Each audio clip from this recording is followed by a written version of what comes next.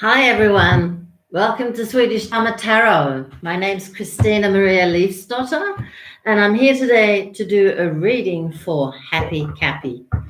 And in the pre-shuffle, a princess of staves or a young woman, possibly even a child, in Aries, Leo or Sagittarius fell out. Maybe it's a girlfriend, maybe it's a daughter. We'll see in the reading, I hope. And in the oracle cards, we've got Path of the Soul, friendship, that's great. I should put my glasses on, then I'll see a little bit better. And in the yogic path, you've got bhakti, devotion, beautiful. So I'm going to take them off now because they're reading glasses and I have lenses on, excuse me. Allergy times as well. Oh, here comes another one. So, are you on your way, Cappy? Because it came after the Princess of Staves. So possibly you're on your way to that young woman. We will see.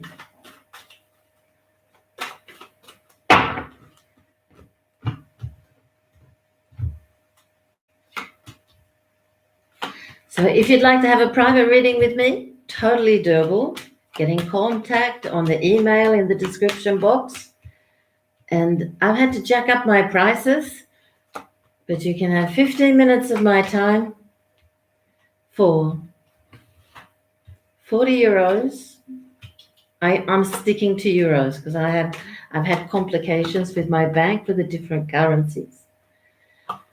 So it's 40 euros, 15 minutes, but we can get a lot done in 15 minutes, I promise you. And we can look at whatever you'd like to look at, whether it's your love life or your economy or your business, perhaps previous lives, get in contact with your guide, or maybe you'd like to contact somebody who's gone to spirit. You decide, you pose the questions. And I'll be happy to do my best to help you.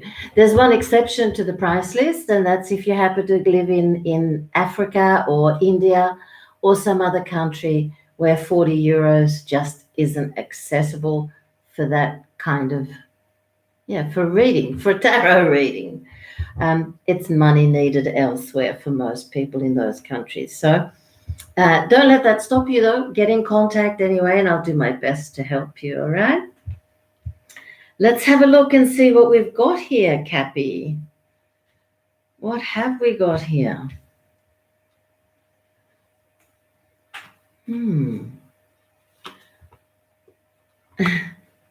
I see a very nice relationship, but I don't see you.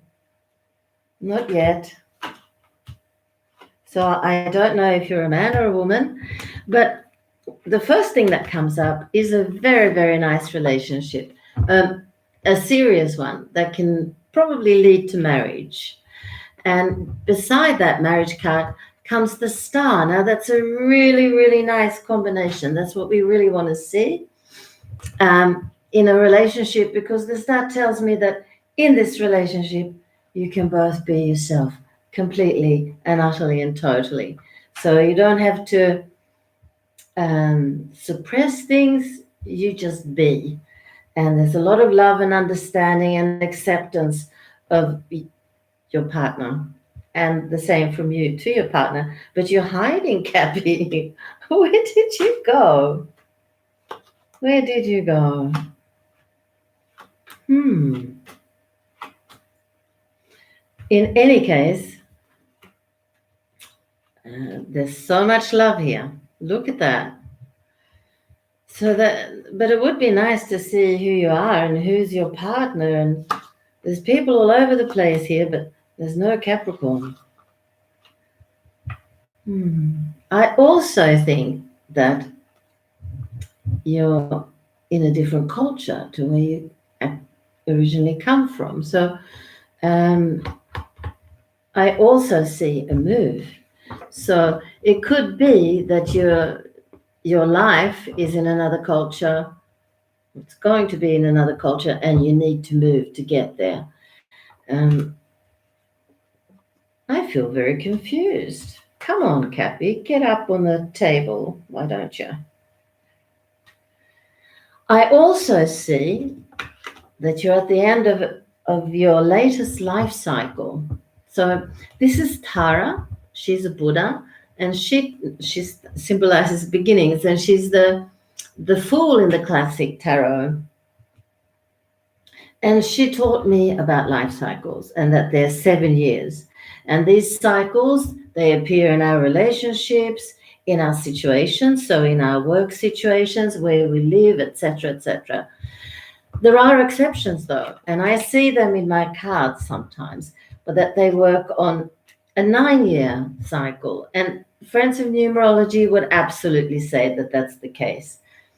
You can look in the review mirror and you can tell which one you are. In any case, Cappy, you are now at the end of this latest cycle.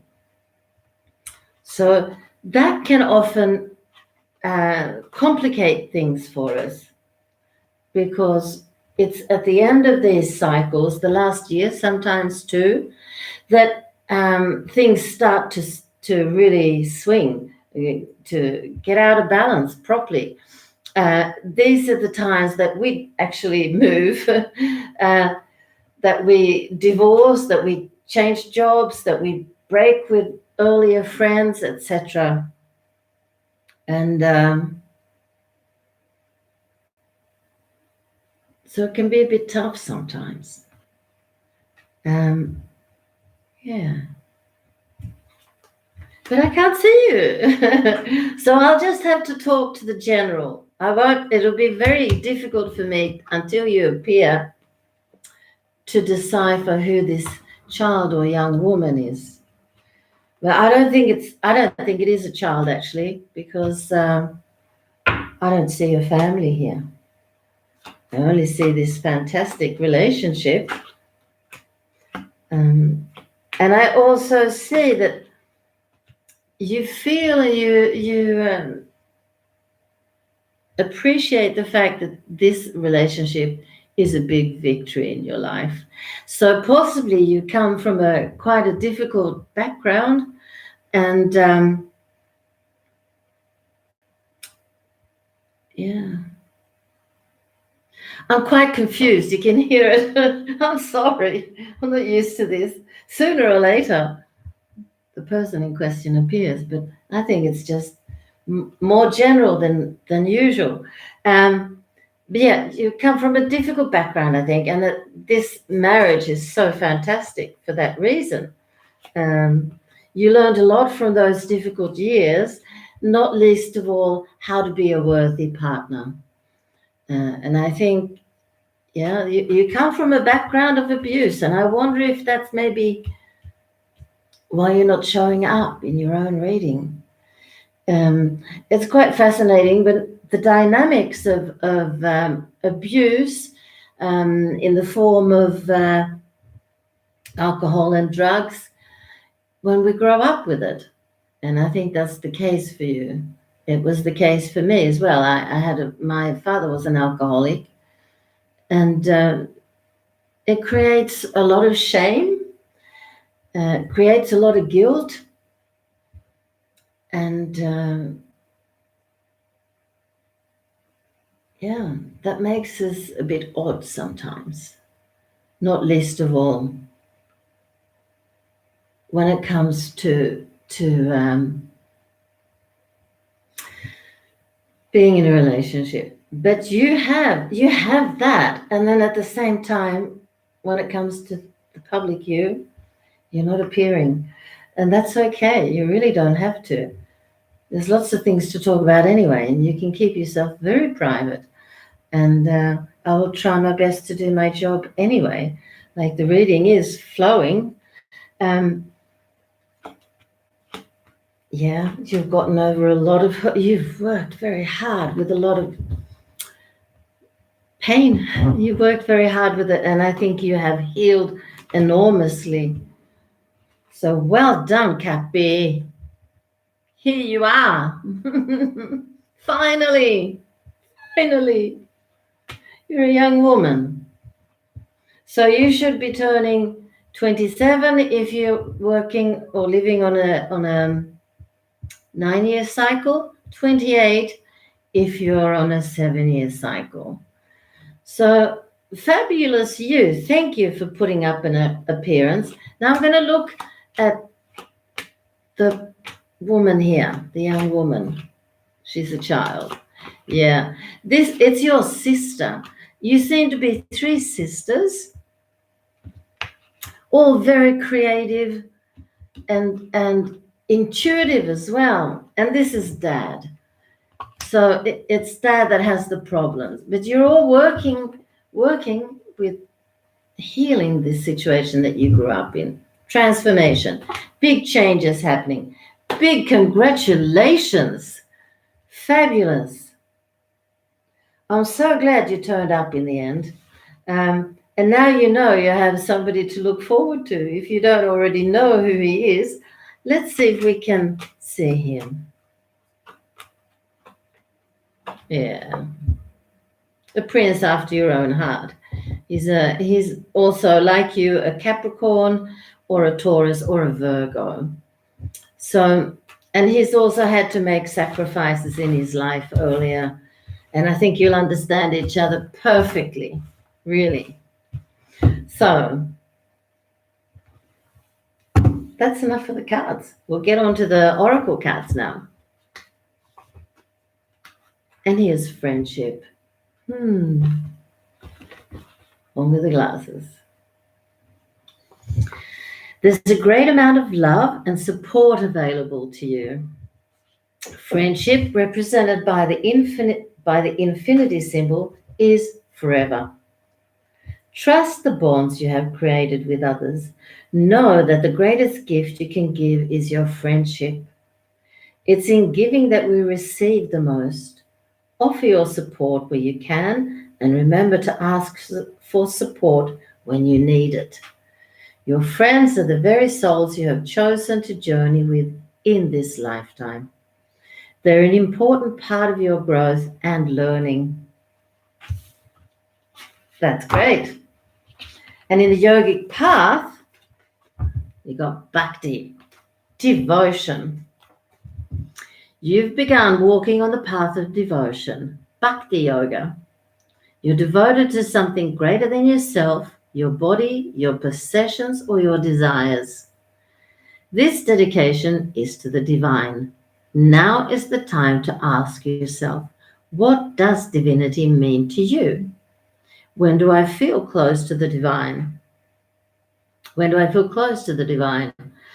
Paths to bhakti yoga include kirtan, devotional mantras, meditations, and prayers to the gods and goddesses.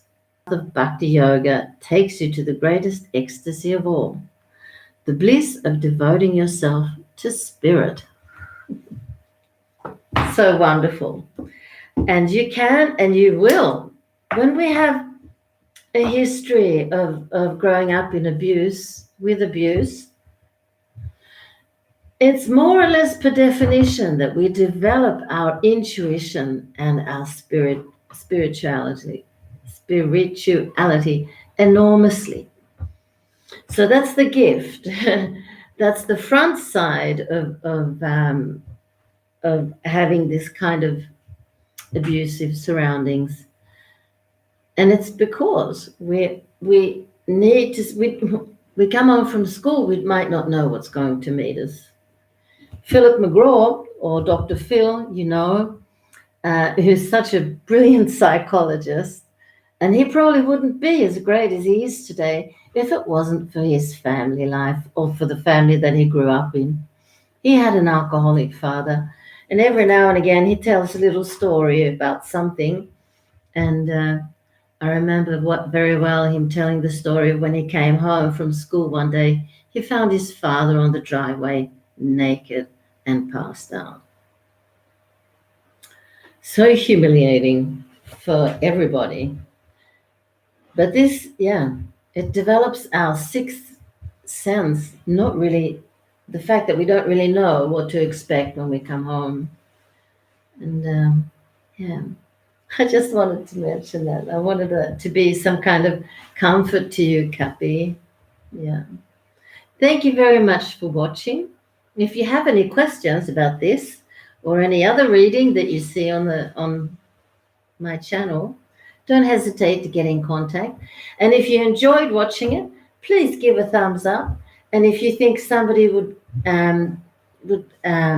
it would be good for somebody else to watch it, please share. And if you would consider subscribing, well, I'd be really stoked then.